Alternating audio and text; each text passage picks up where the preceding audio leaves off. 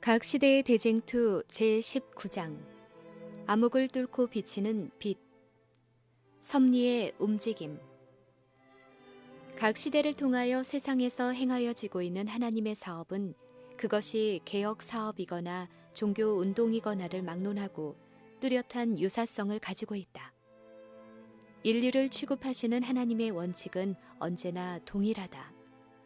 오늘날 행하여지고 있는 중요한 운동들은 과거의 운동에서 비교해 볼 수 있으므로 지난날에 있었던 교회의 경험은 오늘날 우리들의 시대에 있어서 크게 가치 있는 교훈이 된다. 성경에는 하나님께서 당신의 성령을 통하여 세상에 있는 당신의 종들을 인도하시고 그들을 통하여 구원의 사업을 이루시는 큰 운동을 하신다는 사실이 어떤 다른 진리보다 더욱 명백히 나타나 있다. 사람들은 은혜와 자비를 베푸시는 하나님의 목적을 이루기 위하여 친히 쓰시는 그분의 손에 쥐어져 있는 도구들이다. 사람들은 각각 자기가 담당해야 할 몫이 있다. 하나님께서는 각 사람에게 그가 처한 시대에 필요한 빛을 주셔서 당신께서 맡기신 사업을 충분히 이해할 수 있게 하신다. 그러나 아무리 하늘의 은총을 많이 받은 사람이라 할지라도 위대한 구원의 경륜을 완전히 깨달았다거나 자기가 사는 시대에 대한 하나님의 목적을 완전히 인식했다고는 할 수 없다. 사람들은 하나님께서 그들에게 주신 사업을 통하여 이루시려는 바가 무엇인지 완전히 깨닫지 못한다. 그리고 그들은 하나님의 이름으로 전하는 기별이 가져올 결실에 대해서도 이해하지 못한다. 네가 하나님의 오묘를 어찌 능히 측량하며 전능자를 어찌 능히 온전히 알겠느냐.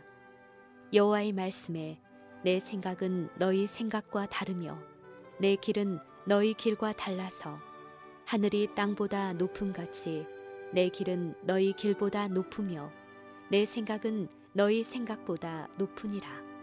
나는 하나님이라. 나 같은 이가 없느니라. 내가 종말을 처음부터 구하며 아직 이루지 아니한 일을 옛적부터 보이고 비록 성령의 특별한 감동을 받은 선지자들까지라도 그들에게 주어진 계시의 의미를 충분히 이해할 수 없었다. 그 계시의 깊은 뜻은 하나님의 백성들이 여러 세대를 지나가는 동안 그 가운데 있는 교훈을 받아야 할 적당한 시기에 이르러 공개될 것이었다. 사도 베드로는 복음을 통하여 밝히 드러난 구원에 관하여 다음과 같이 기록한다.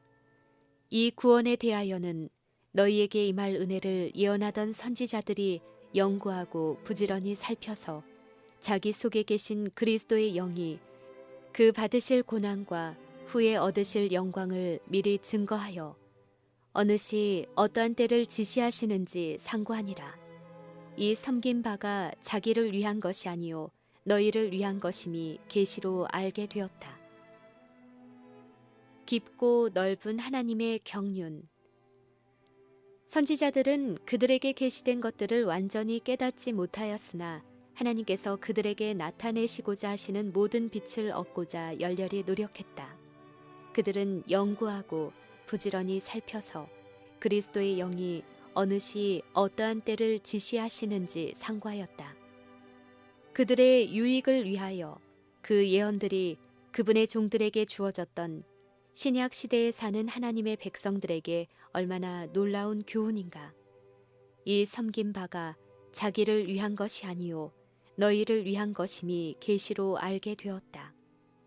그럴지라도 아직 세상에 태어나지도 아니한 후세의 사람들을 위하여 주어진 그 계시들을 연구하고 부지런히 살피는 하나님의 거룩한 성도들을 보라.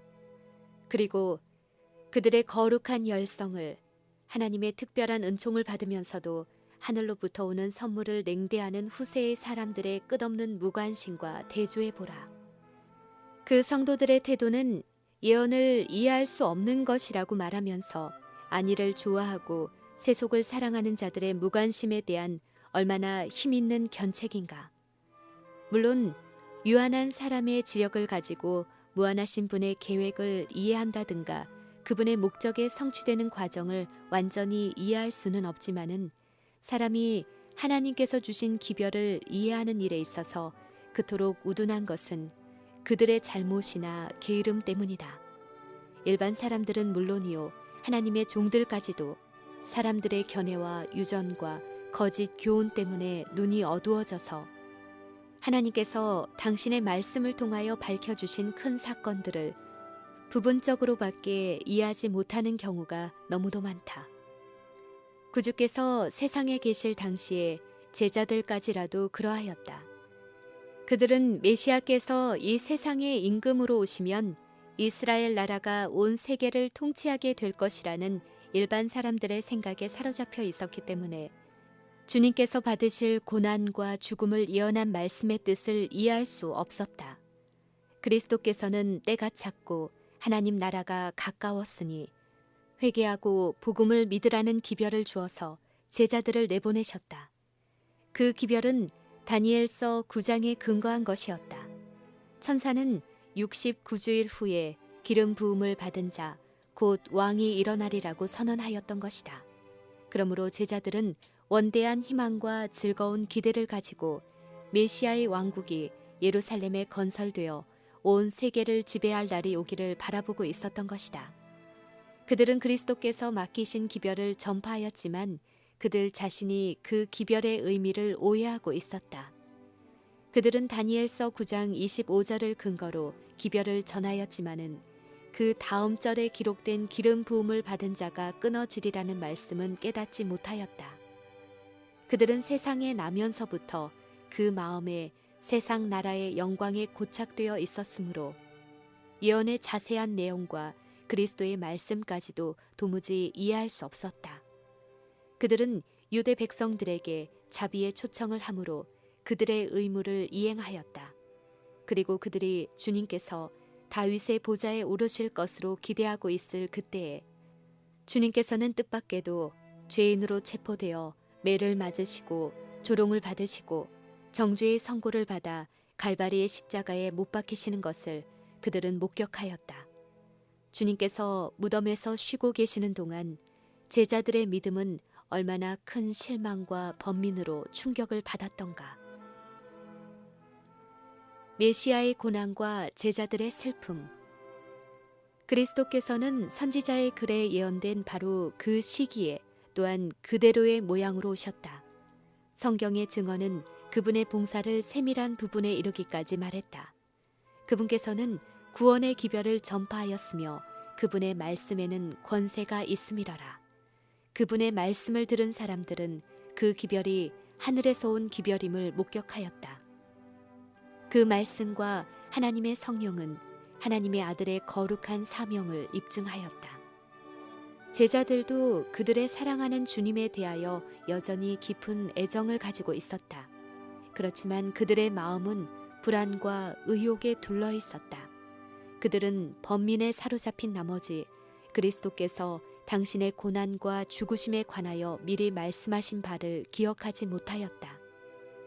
나사렛 예수님께서 참으로 메시아이셨더라면 그들이 그처럼 비애와 실망에 빠질 수 있었겠는가? 그와 같은 의문이 그 절망적인 안식일, 곧 구주께서 돌아가신 후 부활하시기까지 무덤 속에 누워 계시는 동안 그들의 마음을 몹시 괴롭혔다. 그러나 비록 슬픔의 밤이 예수님의 제자들을 어두움으로 둘러쌌을지라도 그들은 버림바 되지 아니하였다. 선지자는 다음과 같이 말하였다. 나는 어두운 데 앉을지라도 여호와께서 나의 빛이 되실 것이미로다. 주께서 나를 인도하사 광명에 이르게 하시리니 내가 그의 의를 보리로다. 주에게서는 흑암이 숨기지 못하며 밤이 낮과 같이 비추나니 주에게는 흑암과 빛이 일반이니이다. 또 하나님께서는 정직한 자에게는 흑암 중에 빛이 일어나니 소경을 그들의 알지 못하는 길로 이끌며 그들의 알지 못하는 첩경으로 인도하며 흑암으로 그 앞에 광명이 되게 하며 구분대를 곧게 할 것이라. 내가 이 일을 행하여 그들을 버리지 아니하리라고 말씀하셨다. 제자들이 주님의 이름으로 전한 것은 세밀한 부분에 이르기까지 정확한 것이었고 거기서 말한 사건들은 그 당시에 이미 일어나고 있는 것들이었다. 때가 찼고 하나님 나라가 가까웠다는 것이 그들의 기별이었다.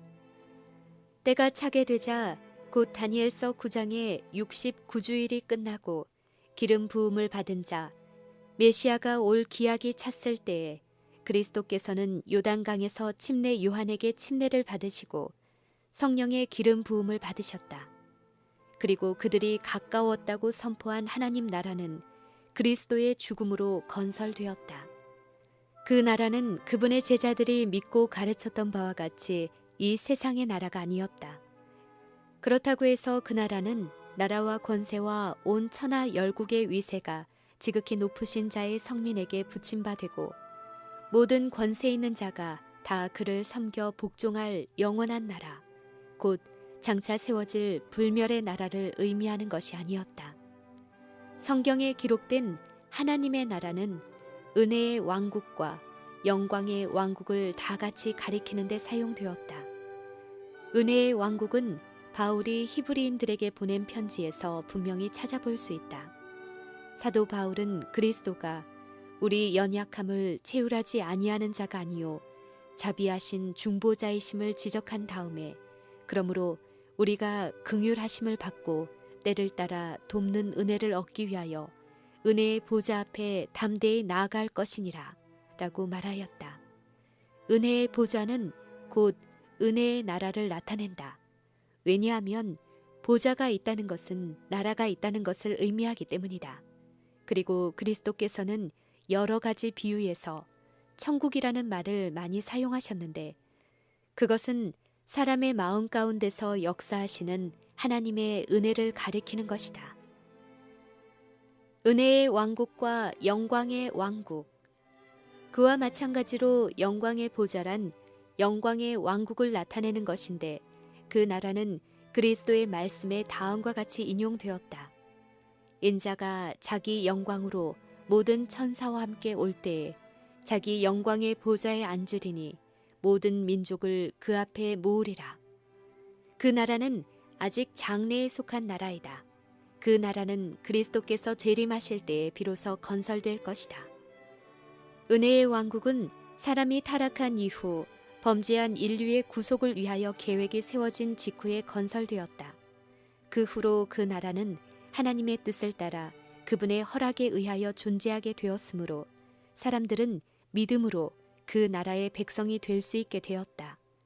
그러나 그 나라는 그리스도께서 돌아가신 후에 비로소 확립되었다. 구주께서는 당신의 지상 생애를 시작하신 후일지라도 사람들의 고집스럽고 무정한 데 염증이 나서 갈바리의 희생을 철회할 수도 있으셨다. 겟셋만의 동산에서 그 저주의 잔은 그분의 손에서 떨고 있었다. 그때라도 그분께서는 당신의 이마에서 흘러내리는 피땀을 씻어버리고 타락한 인류를 그들의 죄 가운데서 멸망하도록 버려둘 수도 있었다. 그분께서 만일 그렇게 하셨더라면 타락한 인류를 구속할 수는 없었을 것이다. 그러나 구주께서는 당신의 생명을 버리시고 다 이루었다고 부르짖으면서 운명하심으로 구속의 경륜을 완전히 성취하셨다. 에덴 동산에서 범죄한 부부에게 허락된 구속의 약속은 이제 확증되었다. 하나님의 허락으로 오래전부터 존재해온 은혜의 왕국이 그때에 세워졌다. 이와 같이 그리스도의 죽음, 곧 제자들이 저들의 희망의 최종적 파멸로 생각했던 바로 그 사건은 도리어 저희의 희망을 영원히 확증해 주었다. 그 사건은 한편으로 그들을 비참한 실망 가운데 빠뜨렸으나 그것은 또한 그들의 믿음이 옳았다는 것을 입증해 주는 최고의 사건이었다. 그들에게 비탄과 실망을 가득 안겨준 그 사건은 아담의 후손에게 희망의 문을 열어주었고 각 시대를 통하여 하나님의 충성된 백성들에게 미래의 생애와 영원한 행복의 중심이 되었다. 심지어 제자들의 실망을 통하여서까지라도 무한한 자비의 목적은 성취되어 가고 있었다. 그러나 저들의 마음은 하나님의 은혜와 그 사람의 말한 것처럼 말한 사람은 이때까지 한 사람도 없었나이다 라고 사람들이 말한 그분의 교훈의 능력을 통하여 정복되어 가면서도 예수께 대한 그들의 사랑의 순금에는 세속적 자랑과 이기적 야심으로 된 비천한 학금이 섞이게 되었다. 그들의 주님께서 겟셋마네의 죽음의 그늘 아래로 들어가시려고 하는 엄숙한 순간이었던 6월절의 다락방에서까지도 저들은 누가 크냐 하는 다툼의 정신을 가지고 있었다.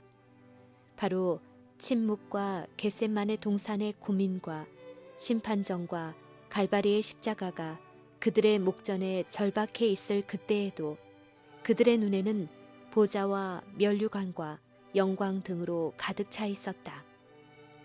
그들로 하여금 당시의 거짓 교훈을 고수하고 하나님의 나라의 참 성격을 나타내주고 당신의 고민과 죽음을 미리 가르쳐주는 구주의 말씀에 유의하지 못하도록 만드는 것은 그들의 마음의 교만과 세속적 영화에 대한 갈망 때문이었다. 그리하여 그와 같은 잘못된 시련, 곧 가혹하기는 하나 요긴한 시련을 가져다 주었으며 그것은 그들을 바로잡기 위하여 허락된 것이었다. 비록 제자들은 그들이 전하는 기별의 의미를 오해하고 그들의 기대는 이루어지지 않았으나 그들은 하나님께서 주신 경고를 전파하였으므로 주님께서는 그들의 믿음을 보상해 주시고 그들의 순종을 귀히 여기셨다. 그리하여 부활하신 구주의 영광스러운 복음을 모든 나라에 전하는 일이 그들에게 위탁되었다. 그들에게 그처럼 고통스럽게 보였던 경험을 그들이 당하게 된 것은 그들로 하여금 이 사업을 위하여 미리 준비시키기 위함이었다. 절망에서 기쁨으로. 예수께서 부활하신 후 엠마오로 가고 있는 당신의 제자들에게 나타나셔서 모세와 및 모든 선지자의 글로 시작하여 모든 성경에 쓴 바 자기에 관한 것을 자세히 설명하시었다. 제자들의 마음은 흥분되었다. 그들에게는 믿음이 불타올랐다. 그들은 예수님께서 그들에게 친히 나타나시기 전부터 이미 거듭나서 산 소망이 있었다. 그들의 이해력을 밝혀주시고 그들의 믿음을 확신한 예언 위에 세우는 것이 예수님의 목적이었다. 그분께서는 당신께서 친히 말씀하신 증거에서뿐만 아니라 표상적인 율법이 가리키는 상징들과 그림자들을 통하여 그리고 구약의 예언들을 통하여 그들의 마음속에 진리가 굳게 확립되기를 원하셨다. 그리스도의 제자들에게는 자신들을 위해서뿐만 아니라 그리스도에 관한 지식을 세상에 전하기 위하여서도 명철한 신앙이 필요하였다. 그러므로 예수께서는 이런 지식을 주시는 첫째 단계로서 제자들의 생각을 모세와 선지자들에게로 향하게 하셨다. 부활하신 구주께서 구약 성경의 가치와 중요성에 관하여 증거하신 것은 바로 이런 의미에서였다. 다시 한번 구주의 온유하신 얼굴을 대할 때에 그 제자들의 마음에는 과연 어떠한 변화가 일어났던가. 그들은 전에 없이 더욱 완전한 의미에서 모세가 율법에 기록하였고 여러 선지자가 기록한 그 일을 만나게 되었던 것이다. 불안, 고통, 실망은 완전한 보증, 구름 한 점 없는 믿음으로 바뀌어졌다. 구주께서 승천하신 후에 그들이 늘 성전에 있어 하나님을 찬송한 것은 얼마나 놀라운 일인가. 구주의 치욕적인 죽음을 아는 사람들은 그 제자들의 얼굴에서 슬픔과 낭패와 실망의 표정이 나타날 것으로 생각하였다. 그러나 그들은 오히려 기쁨과 승리의 표정을 보게 되었다. 그 제자들은 그들의 앞에 있는 일을 위하여 얼마나 훌륭한 준비를 하고 있었던가. 그들은 그들이 경험할 수 있는 가장 어려운 시련을 겪었으며 인간의 안목으로 볼 때 모든 것이 수포로 돌아간 것처럼 보일 때 하나님의 말씀이 어떻게 의기양양하게 성취되었는지를 보게 되었다. 그러므로 무엇이 능히 그들의 믿음을 꺾어버릴 수 있으며 그들의 불타는 사랑을 꺼버릴 수 있겠는가.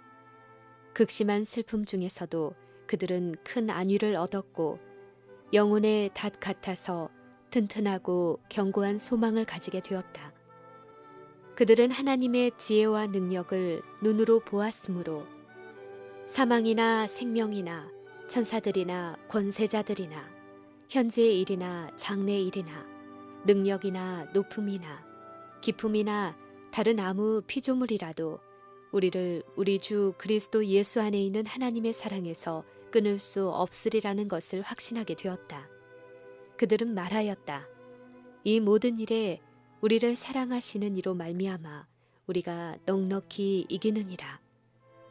주의 말씀은 세세토록 있도다. 누가 정죄하리요?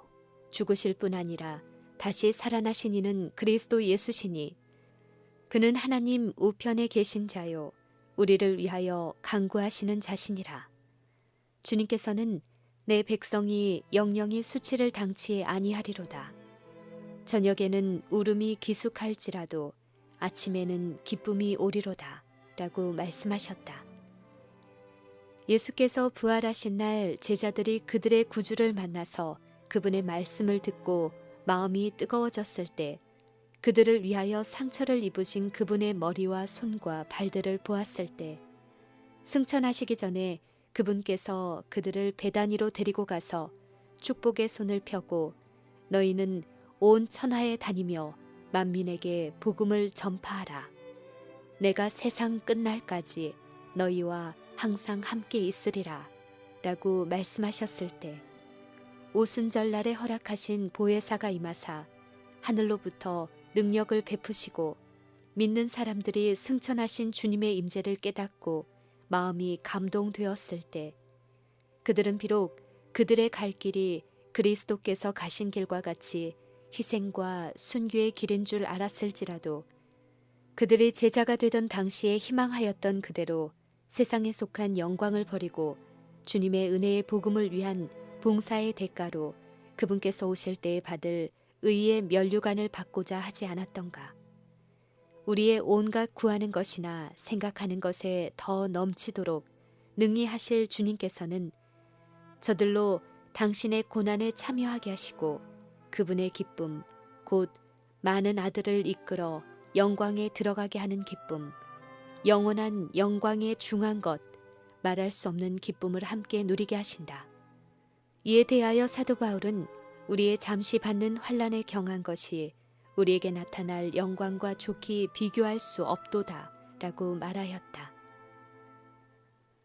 성소 문제와 밀러. 그리스도께서 출임하셨을 때 천국 복음을 전파한 제자들의 경험은 그분의 재림의 기별을 전하는 사람들의 경험과 훌륭한 비교가 된다. 마치 제자들이 나가서 때가 찼고 하나님 나라가 가까웠다고 전파했던 것처럼 밀러와 그의 동역자들은 성경에 기록된 가장 길고 최종적인 예언적 기간이 바야흐로 끝나려고 한다는 것과 심판의 날이 가까웠다는 것과 영원한 나라가 세워지려 한다는 것을 전파하였다. 제자들이 증거한 때는 그 근거를 다니엘서 9장의 70주일에 두었다. 그런데 밀러와 그의 동역자들이 전한 기별은 70주일이 그 일부분에 해당하는 다니엘서 8장 14절의 2300일의 끝에 관한 기별이었다. 그러므로 그 두 기별은 한 개의 큰 예언적 기간에 포함된 제각기 다른 부분들의 성취에 근거를 둔 기별들이었다. 초대의 제자들처럼 윌리엄 밀러와 그의 동역자들은 그들 자신이 전하는 그 기별의 의미를 충분히 이해하지 못하였다. 오랜 세월이 지나는 동안 교회 안에 형성된 오류들 때문에 그들은 예언 가운데 있는 중요한 점을 정확하게 해석할 수 없게 되었다.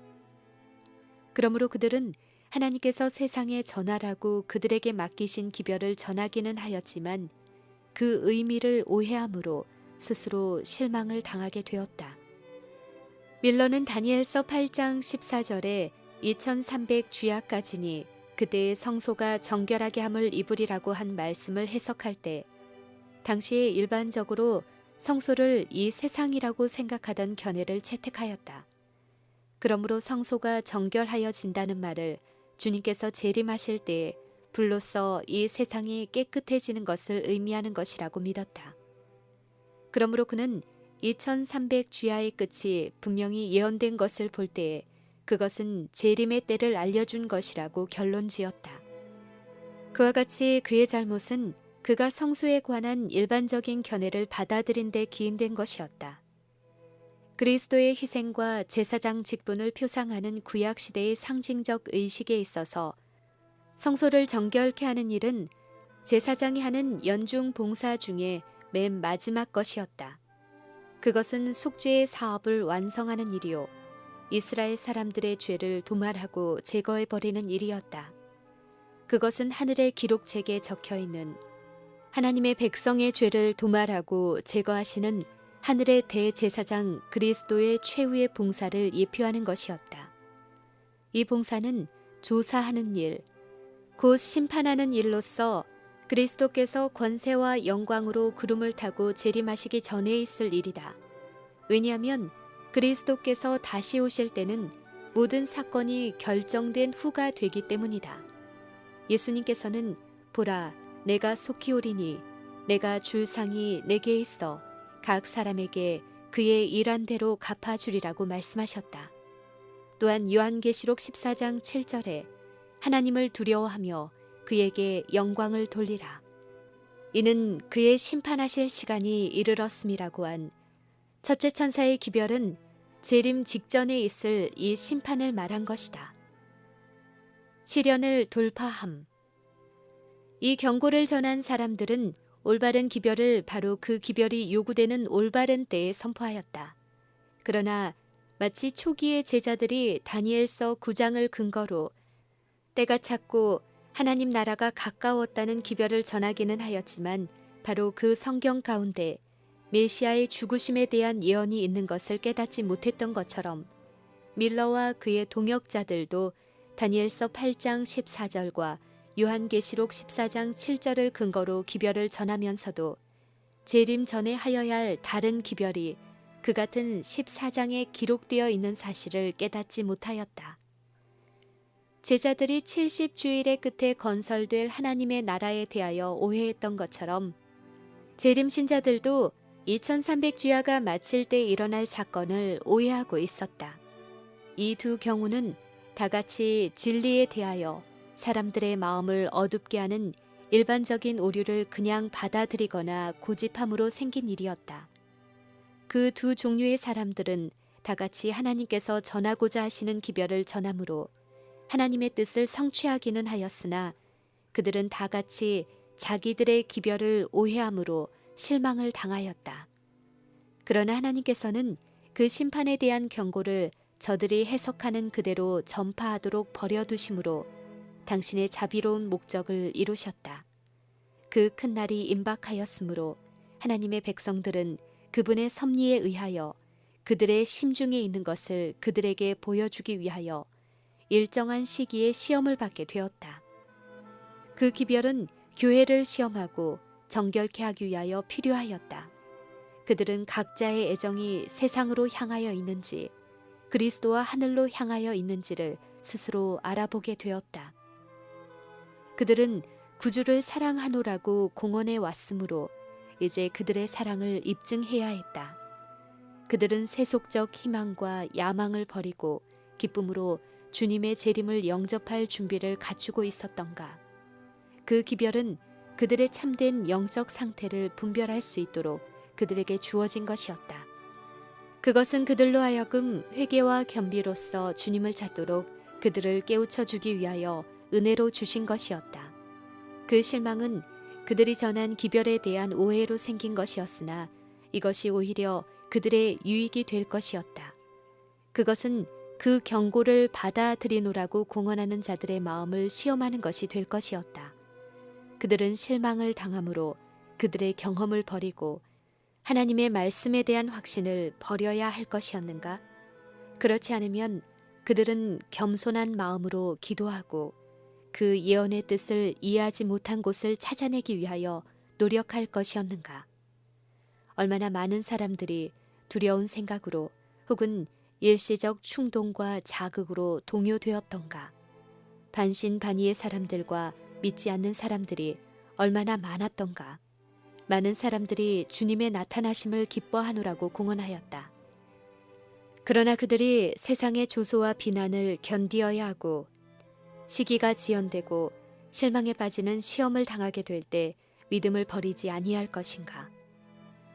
하나님께서 그들에게 행하시는 일을 즉시 깨달을 수 없으므로 성경 말씀에 의하여 명백히 증명된 진리라도 그들이 버리지 않을 것인가? 이와 같은 시험은 참된 믿음을 가지고 말씀의 교훈과 하나님의 영의 지시라고 믿는 바를 그대로 순종해온 사람들의 힘을 나타낼 것이었다.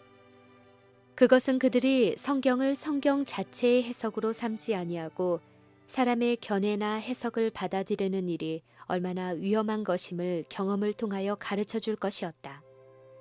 그들의 잘못으로 말미암아 생긴 혼란과 슬픔은 믿음의 자녀들을 교정시켜 줄 것이었다.